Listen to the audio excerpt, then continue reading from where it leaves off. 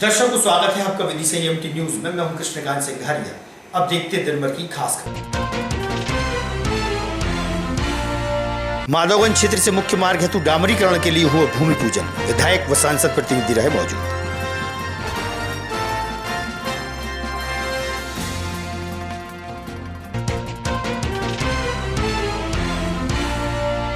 पूर्व मुख्यमंत्री शिवराज सिंह चौहान केंद्रीय मंत्रिमंडल में हुए शामिल। भोपाल पहुंचने पर विदिशा से भाजपा के नेता व कार्यकर्ता हुए वाहनों से रवाना, करेंगे स्वागत।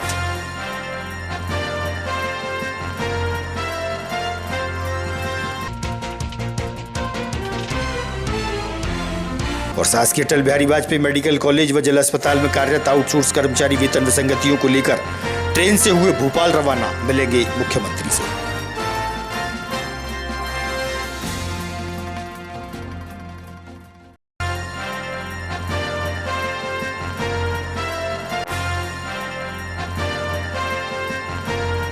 अब खबर विस्तार से। आज माधवगंज पर भाजपा के जनप्रतिनिधियों द्वारा शहर के मुख्य मार्ग की सड़क का डामरीकरण करने के लिए भूमि पूजन का कार्य संपन्न हुआ।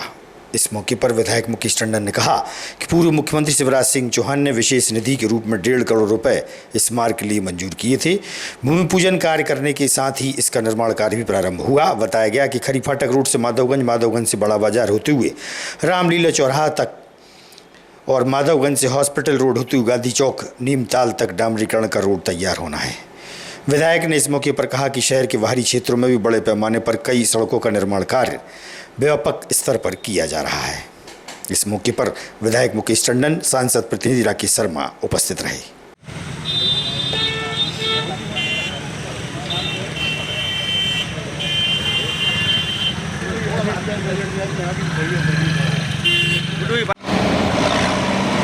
हेलो, आज माधवगंज पर नीमताल माधवगंज करीब 1.25 करोड़ के डामरीकरण के भूमि। माननीय मुख्यमंत्री जब आदरणीय भाई साहब शिवराज सिंह चौहान थे, उस समय 1.5 करोड़ रुपए विशेष निधि विदिशा के विकास के लिए उन्होंने दी थी। उससे आज उससे डम्बर रोड का आज यहाँ पर कार्य प्रारंभ हो रहा है।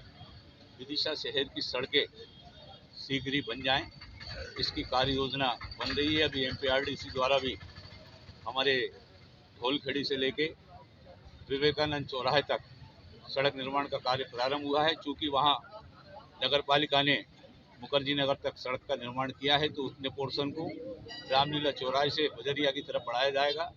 साथ में अहमदपुर जो चौराहा है, जिसको अंबेडकर जी का चौराहे के नाम से जाने जाते हैं, वहाँ से लेके अहमदपुर तक एक 42 करोड़ रुपए की 7 मीटर की सड़क भी स्वीकृत हो गई है। उसका कार्य भी 2-4 दिन में प्रारंभ होने वाला है। वो पूरा रोड खुदकर बनेगा। इसके अलावा भी अन्य विभाग जैसे PWD है, हमारी जो शहरी क्षेत्र में काम कर सकती है, उन सभी विभाग के अधिकारियों से हमने बात की है। हमारी शहर की सड़कें शीघ्र ही ठीक हो जाएं, इसके लिए माननीय आदरणीय भाई साहब, हमारे कृषि एवं ग्रामीण विकास मंत्री आदरणीय भाई साहब भी चिंतित हैं, नगर पालिका भी चिंतित है। हम सब मिलकर इस विदिशा शहर को एक आदर्श शहर बने, सर्व सुविधा युक्त शहर बने, जो कल्पना आदरणीय भाई साहब ने की है, उसको साकार करने में सभी जनप्रतिनिधि, सभी समाज सेवियों के साथ मिलकर, सभी प्रेस के मित्रों के साथ मिलकर इस शहर को एक आदर्श शहर बनाने की ओर हम बढ़ेंगे। आज का ये कार्य यहाँ से प्रारंभ हुआ है। इससे हमारे शहर की रोज निकलने वाली लगभग 60 से 70 हज़ार की आबादी सीधी लाभान्वित होगी, क्योंकि ये मेन रोड पर ये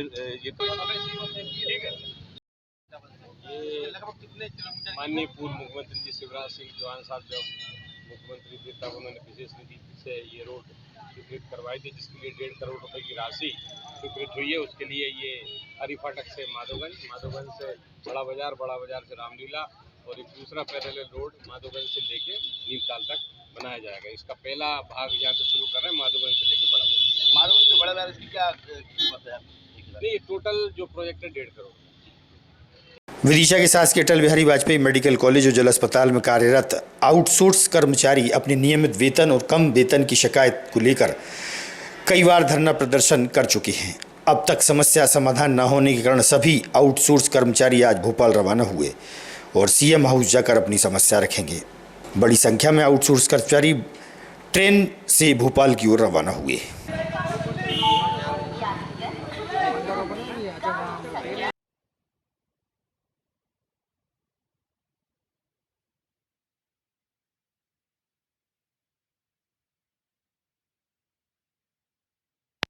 देंगे लिए बढ़ा दिया, बड़ा हुआ पेमेंट मिलने के बाद भी कार्रवाई करके हाई कोर्ट में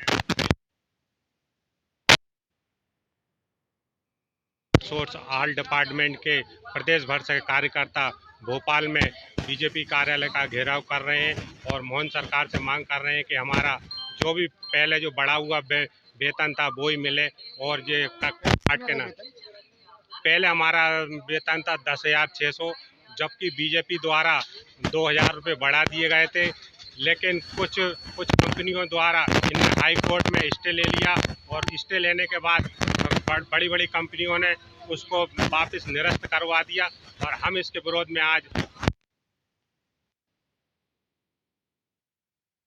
मीला यादव है जी। कहाँ रहती है? वो तो काम करती है आप? आउटसोर्स कर्मचारी हैं मेडिकल कॉलेज में। क्या दिक्कत हो रही है आप लोगों को? सर हमारी सैलरी बढ़ी हुई, उसे घटा दिया गया है। आप कहाँ जा रहे हैं आप लोग? सर हम सीएम हाउस जा रहे हैं। पिछले 5 सालों से लोधी लोधा लोध समाज और आलोक संघ द्वारा लोधी समाज के प्रतिभावान विद्यार्थियों का सम्मान किया जा रहा है। इस बार भी रविन्द्रनाथ टैगोर भवन ऑडिटोरियम में समाज के 200 विद्यार्थी जिन्होंने परीक्षा में उत्कृष्ट प्रदर्शन किया था उनका सम्मान किया गया। साथ ही अन्य समाजों के 5 से 6 बच्चे जिन्होंने राज्य स्तर पर टॉप स्थान प्राप्त किया है उनका भी यहाँ सम्मान किया गया। समाज के पदाधिकारी और आलोक संघ के सदस्यों ने बताया कि पिछले 5 सालों की तरह छठवें साल भी प्रतिभावान विद्यार्थियों का सम्मान किया गया। मैं इंजीनियर RS लोधी, अखिल भारतीय लोधी लोधा लोध अधिकारी कर्मचारी का प्रदेश अध्यक्ष हूँ और यहाँ आयोजन ये हमारे समाज के जो बच्चे हैं 10वीं 12वीं के प्रतिभावान बच्चे और अन्य समाज के भी जो मेरिट लिस्ट में है प्रदेश वाली में, उन बच्चों को सम्मानित करने के लिए 6वां कार्यक्रम हमारा आलोक संघ का। और इसके जनक है हमारे आदरणीय लोकेश लेल्हारे जी जो IRS हैं, अभी GST कमिश्नर हैं जबलपुर में, उनके ही मार्गदर्शन में ये कार्यक्रम प्रारंभ हुआ था। आलोक संघ उन्हीं के मार्गदर्शन में हुआ है। तो आज लगभग 200 बच्चों का हम यहाँ पर सम्मान करेंगे, जिसमें 5 बच्चे ऐसे हैं अन्य समाज के जो प्रदेश की मेरिट सूची में सम्मिलित हैं, उनको भी सम्मानित किया जाएगा। अखिल भारतीय लोधी लोधा महासभा से जिला अध्यक्ष हूँ। आज हमारा ये लोधी समाज का और आलोक संघ की ओर से प्रतिभा सम्मान समारोह 6वां कार्यक्रम रखा गया है। इसमें लगभग 200 बच्चे 10th और 12th के बच्चों का हम सम्मानित कर रहे हैं और 5 से 6 बच्चे हमारे जो प्रदेश की मेरिट लिस्ट में हैं उनको भी सम्मानित किया जा रहा है। इसके हमारे GST कमिश्नर प्रेरणा स्रोत हमारे रहे हैं, उन्हीं के प्रयासों से ये सब संपन्न किया। पूर्व मुख्यमंत्री शिवराज सिंह चौहान विदिशा लोकसभा संसदीय क्षेत्र से ऐतिहासिक मतों से जीतकर सांसद बने। उसके बाद उन्हें मोदी केंद्रीय मंत्रिमंडल में कृषि मंत्री का पद मिला और ग्रामीण एवं पंचायती राज मंत्रालय में जिम्मेदारी मिली है। नई जिम्मेदारी मिलने के बाद उनका पहली बार भोपाल आगमन हो रहा है। भोपाल रेलवे स्टेशन पर उनकी अगवानी करने के लिए विदिशा से बड़ी संख्या में भाजपा के नेता और कार्यकर्ता रवाना हुए। विधायक मुकेश टंडन के साथ अन्य जनप्रतिनिधि और भाजपा के कार्यकर्ता वाहनों से भोपाल की ओर रवाना हुए।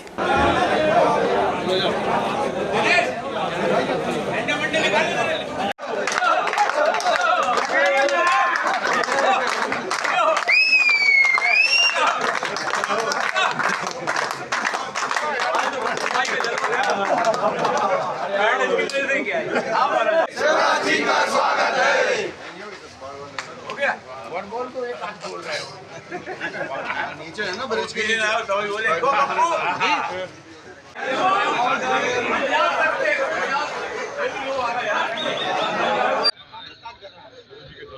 हम सबके लाडले नेता मध्य प्रदेश के अभूतपूर्व यशस्वी पूर्व मुख्यमंत्री,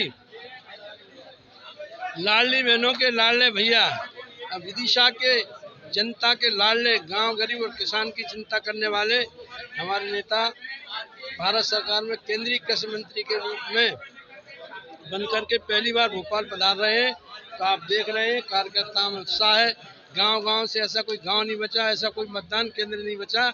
यहाँ के कार्यकर्ता अपनी खुशी का इजहार करने के लिए भोपाल जा रहे हैं। देश के कृषि मंत्री, देश के ग्रामीण विकास मंत्री, हम सबके लाडले नेता, मध्य प्रदेश के सर्वाधिक लोकप्रिय नेता आदरणीय शिवराज सिंह जी चौहान साहब का आज प्रदेश आगमन पहली बार भोपाल में हो रहा है। संपूर्ण मध्य प्रदेश में उत्साह का वातावरण है। पूरे प्रदेश के लोग अपने लाडले नेता का इस्तकबाल करने के लिए भोपाल पहुंच रहे हैं। विदिशा विधानसभा क्षेत्र के भी सभी कार्यकर्ता, वरिष्ठ नेता, सभी जनप्रतिनिधि भोपाल पहुंचकर शताब्दी एक्सप्रेस पर उनका स्वागत करेंगे, वंदन करेंगे, अभिनंदन करेंगे। हम सबके लिए बड़े सौभाग्य का वो पल होगा। और देश में किसानों के लिए भी जब से कृषि मंत्री की जिम्मेदारी आदरणीय भाई साहब को मिली है, संपूर्ण देश में किसानों में एक हर्ष व्याप्त है, क्योंकि मध्य प्रदेश में कृषि के क्षेत्र में जो उन्होंने मुख्यमंत्री रहते हुए काम किया है, ये एक संपूर्ण देश में किसी भी प्रदेश में किसानों के हित में किए गए कार्यों में सर्वश्रेष्ठ कार्य अगर किए गए हैं तो मध्य प्रदेश में किए गए हैं। आज सब मिलकर उनका स्वागत कर रहे हैं, वंदन कर रहे हैं, अभिनंदन कर रहे हैं और हम सब लोग भोपाल पहुंच रहे हैं। शनिवार की शाम को निजी स्कूल के संचालकों की निजी स्कूल शिक्षक संघ के बैनर तले बैठक आयोजित की गई, जिसमें शासन के द्वारा फायर सेफ्टी के नाम पर लाखों रुपए का जुर्माना 5 स्कूलों पर किया गया है। जबकि स्कूलों में फायर सेफ्टी को लेकर तमाम व्यवस्थाएं होने का दावा स्कूल संचालकों ने किया है।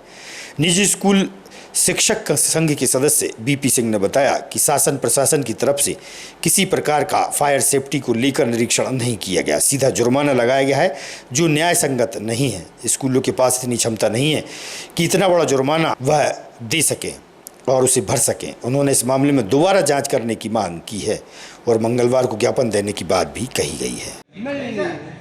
बड़ी कंपनियां हैं, उनके पास अगर कोई पहुंच जाता है, मान लीजिए बजाज के पास पहुंच जाता है, तो डायरेक्ट बात नहीं करते। वो कहते हैं हमारे एडवोकेट से बात करो। ये था कि एक करके मुद्दा है तो अच्छा है। सेफ्टी फायर के समय जैसे बता परीक्षा का था कि अनुमोदन सरकार से लेना चाहिए, इसका अनुदान लेना चाहिए सरकार से इसका, तो ये अच्छा है। शायद आप लोग सहमत हो तो ये पॉइंट इसमें डालेंगे। कब लगाना आज की बैठक के बारे में। मैं Vishwanath Pratap Singh, principal Sunrisers school Vidisha. अभी शासन ने एक आदेश जगह बहुत से स्कूलों को दिए हैं और उन पर पेनल्टी लगाई है, जबकि फायर सेफ्टी के लिए ना तो कभी कोई निरीक्षण हुआ, ना नियम के बारे में कभी अवगत करवाया और ना ही कभी इस बारे में पत्र दिए कि आपको इसकी ज़रूरत करना है। सभी स्कूलों के पास में फायर सेफ्टी के जो सिलेंडर आते हैं, सब स्कूलों के पास में हर एक स्कूल में है, व्यवस्थाएं पर्याप्त हैं। इस बच्चों को इसके लिए ट्रेनिंग भी दी जाती है। तो इस तरह से एकदम से कोई पत्र दे दिया और उस पर सीधे ना कोई मौका दिया, ना अवसर दिया और सीधा पेनाल्टी स्कूलों पर लगा देना, ये तो वो भी स्कूलों पर जहाँ पर शिक्षा प्रदान की जा रही है, एक नॉमिनल फीस पर बच्चों को पढ़ाया जा रहा है, इस तरह से अगर शासन उन पर पेनाल्टी लगाएगी। खर्चे संस्थान को कितने का नोटिस प्राप्त हुआ? 2,86,000 का दिया है, जबकि हमारे यहाँ कभी कोई ना तो निरीक्षण हुआ, ना हमें इससे अवगत कराया, ना कभी कोई पत्र दिया कि आपको इसकी व्यवस्था करना है। सीधा एक पत्र आ गया और जो कि बिल्कुल सरासर अन्याय है, न्याय संगत नहीं है। आज जो बैठक हुई उसमें क्या निर्णय लिया है? उसमें लिया है कि हम सरकार से और प्रशासन से मांग करेंगे कि सेफ्टी की जिम्मेदारी प्रशासन के लिए विभिन्न प्रकार के टैक्स देते हैं, चाहे वो पुलिस की व्यवस्था हो या अन्य सेफ्टी की व्यवस्थाएं हो, तो ये प्रशासन का काम है, ये पर्सनल काम नहीं है। ये सार्वजनिक विद्यालय हैं, इसमें विद्यार्थियों को शिक्षा दी जा रही है। इसमें किसी भी स्थिति में अपने तौर पर ये सेफ्टी, कल के दिन वो कहेंगे कि पुलिस की व्यवस्था भी अपनी करो, उनकी नियुक्ति भी करो, तो ये गलत है, अन्याय है। सेफ्टी की व्यवस्था करना शासन की जिम्मेदारी है, नैतिक जिम्मेदारी है और इनको इन्हें उठाना चाहिए। हम लोग इसके लिए ज्ञापन सौंपेंगे कि चलो ठीक है, 80% पैसा अगर ज़रूरत है तो 80% पैसा प्रशासन लगाए, 20% स्कूल देने को तैयार रहेगा। स्कूल संस्था के आप प्रमुख हैं और जो आज कई समस्या खड़ी हो रही है, उनके लिए आपका आगे प्रयास क्या होगा? आज हमने सनराइजर हाई सेकेंडरी स्कूल में यहाँ पर प्राइवेट स्कूल एसोसिएशन की एक बैठक आयोजित की है। चूँकि ज़िले के लगभग 10 से 15 स्कूलों को 2,86,000 का बिना निरीक्षण, बिना परीक्षण, बिना किसी के नोटिस जारी किया है, जिसमें मानसिक तनाव में प्राइवेट स्कूल संचालक, प्रदेश लेवल पर 5 स्कूल संचालकों की मानसिक प्रताड़ना के कारण डेथ हो चुकी है।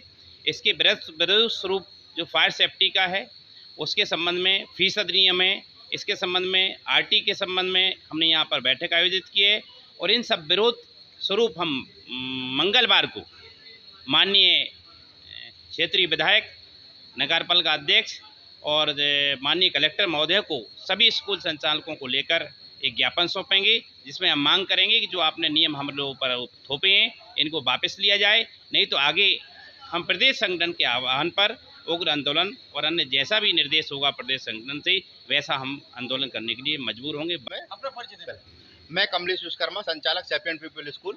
आज अशासकीय स्कूल निजी स्कूल संगठन की तरफ से सनराइजर स्कूल में बैठक रखी गई, जिसमें 3 मुद्दों पर चर्चा हुई। एक आरटी की फीस प्रतिपूर्ति के संबंध में और फायर सेफ्टी जो नियम आया है और फीस अधिनियम के बारे में, जिसमें फायर सेफ्टी में स्कूलों की आर्थिक स्थिति इतनी मजबूत नहीं है कि वो फायर सेफ्टी सभी लोग अफोर्ड कर सकें। तो शासन से हमारी मांग है कि शासन इसमें 80% मदद करे और हम 20% लगा सकते हैं। दूसरा कि इसमें कोई प्रावधान भी नहीं है, हम ट्यूशन फीस के अतिरिक्त कभी भी फायर सेफ्टी या कोई शुल्क नहीं लेते हैं, तो हम लगा नहीं सकते इसमें। अच्छा, निर्णय के लिए निर्णय अभी यही लिया, ज्ञापन देंगे हम और ज्ञापन देकर ये मांग करेंगे कि सरकार हमको सहायता करे फायर सेफ्टी के लिए या नियम को शिथिल करे, 2 चीज़ें। और आरडी की जो फीस प्रतिपूर्ति है उसके प्रपोजल 2 बनाने का किला अधिकार है, तो 2 की जगह 4 प्रपोजल बनाए और कोरोना काल में जो प्रपोजल नहीं बने। किसानों ने धान की फसल लेने की तैयारी कर ली है, गड्ढे तैयार कर लिए हैं, बस इंतजार है किसानों को तो बस पानी का।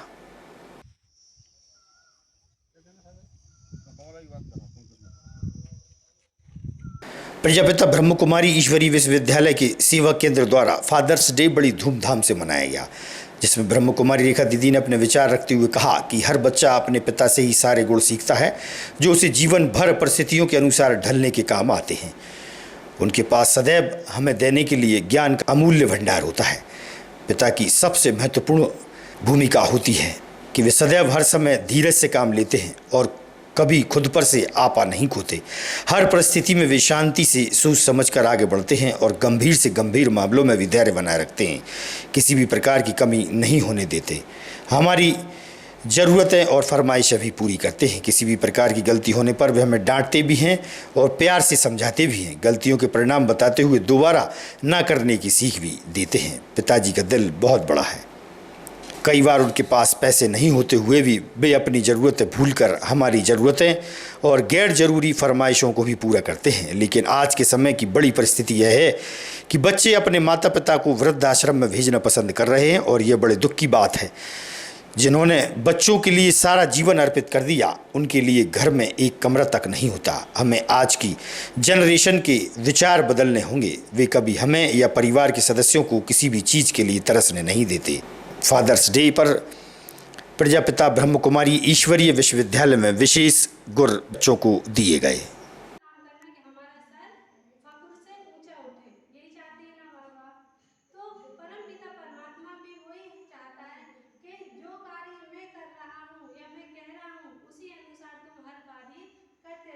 दोनों पिता हमसे ये कार्य करने की शक्ति भी देते हैं और आशाएं भी रखते हैं। जैसे लौकिक परिवार में एक पिता आशा रखता है कि बच्चा आगे चलकर कहीं कोई सी फील्ड में चला जाए, चाहे देश में रहे या विदेश में रहे, वो चाहेगा मेरा बच्चा कभी कोई गलत कार्य नहीं कर सकता। क्यों? क्योंकि उसे एक निश्चय है, विश्वास है अपने बेटे पर, अपनी बेटियों पर। तभी माँ बाप अपने बच्चों को बाहर भेजते हैं, चाहे पढ़ाई के लिए भेजें या फिर कोई कार्य करने के लिए भेजें। क्यों भेजते? क्योंकि उन्हें विश्वास रहता है कि हमारा बच्चा कल आएगा तो कोई अच्छा कार्य करके और कुछ बनकर आएगा। तो ऐसी शुभ आशाओं के साथ हम भी हमारे माता पिता का मार्गदर्शन लेकर ऊंचा कार्य और अच्छा श्रेष्ठ कार्य करके उनको दिखाएं, जिससे उनका मान और सम्मान हमेशा बना रहे।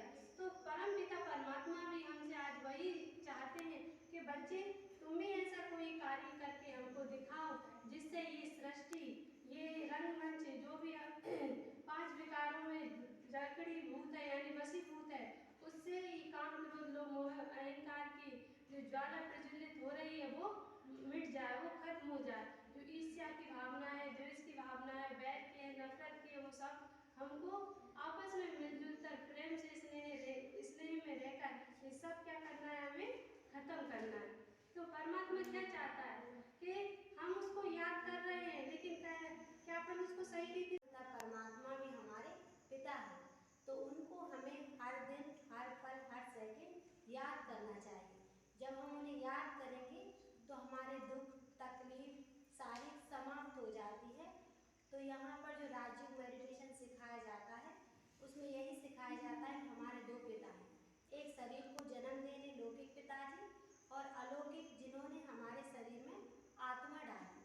तो शरीर के पिता को तो हम रोज याद करते रहते हैं, और भगवान को जो हमारे पिता हैं उनको हम कब याद करते हैं, जब ज़्यादा दुख होता है, तकलीफ होती है, संसार में हमारी बातों को कोई नहीं सुनता, तब हम उन्हें याद करते हैं।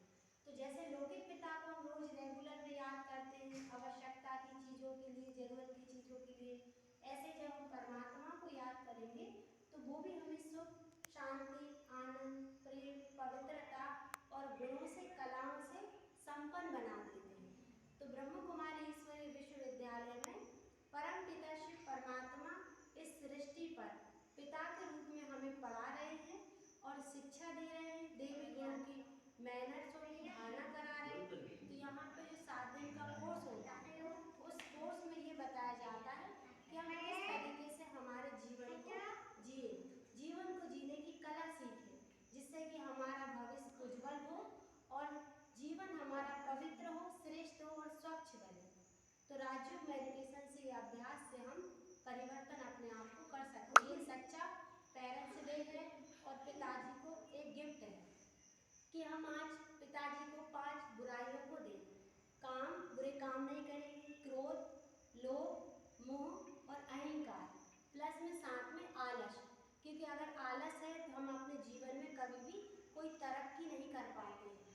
तो कोई कार्य करना है तो हमें अपने आलस और अलबेलेपन को छोड़ना है। तो आज पेरेंट्स डे पे यही गिफ्ट। आज की खबरों को देते ही पर विराम। आगामी खबरों के लिए आप देखते रहिएगा विदिशा EMT न्यूज। नमस्कार।